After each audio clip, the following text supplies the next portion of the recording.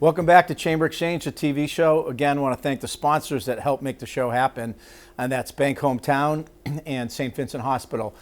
In this segment, I want to talk one-on-one a little bit with our viewers about a piece of legislation that was included in the big, beautiful bill, the federal bill that was passed last year. And certainly the Worcester Regional Chamber of Commerce, we have many concerns about elements of the big, beautiful bill in terms of how it impacts healthcare, higher ed, and other sectors that are critically important here in central Massachusetts. But oftentimes when there's big legislation passed, there are things that you don't like, and there are some things that you may like. One of the things that I wanted to talk to you about, which the Worcester Regional Chamber of Commerce is the first business association in Massachusetts to come out in support of, is the federal scholarship tax credit.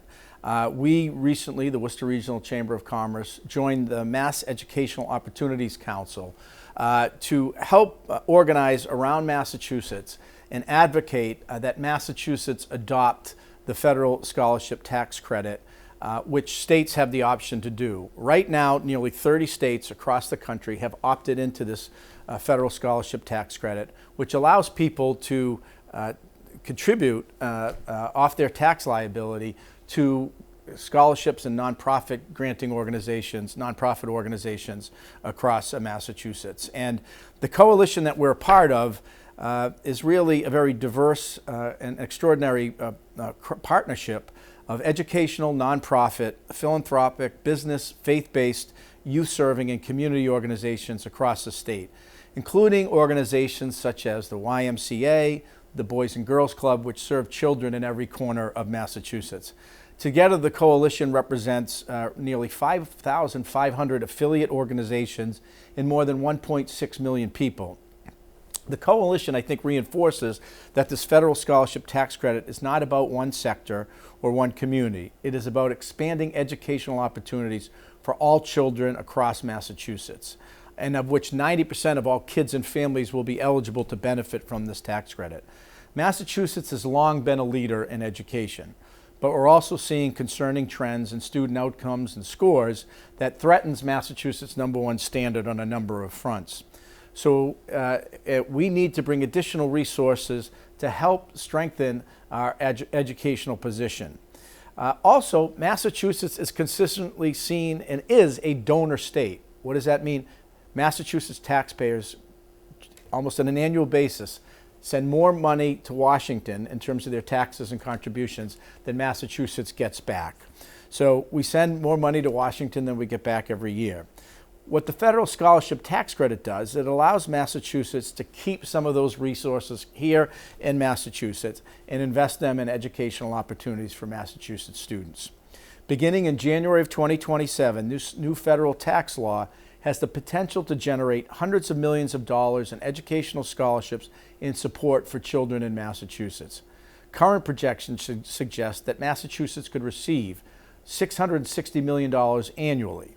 This is 100% new funding for educational opportunities and student supports. And participation in this program does not increase government spending, and it will not reduce impact public school funding as well. If we don't participate, these dollars will go to other states. What we're looking here to do is make sure these dollars flow to Massachusetts and advocate that they stay here so that they can benefit students in our public schools, non-public schools, as I mentioned, our YMCAs and Boys and Girls Clubs, career and technical educational settings, higher ed access programs, which is important, and many of the community-based nonprofits that do important work in the educational space. One of the most exciting aspects of this opportunity is the flexibility and broad reach. Educational and scholarships will benefit academic tutoring, after-school and extended day programs, transportation, which is an issue in some of our rural communities, and special ed services, occupational therapy, speech therapy, behavioral supports, and special education services as well. And it does have the ability also to assist with private school tuition for those kids and families that choose that option. The scholarship granting organizations can also specialize in other areas, allowing taxpayers to direct their contributions towards scholarship organizations that align with their priorities, whether it be STEM education, arts and culture, career education, which we at the Chamber know is so important. Single biggest issue that we hear from our members on a day-to-day basis is access to workforce, career training and preparation. Again, these dollars can go towards that. As I mentioned, 30 states have already opted in. A couple Democratic states that have opted in includes Governor Paulus in Colorado, and recently Governor Kathy Hochul in New York have opted in.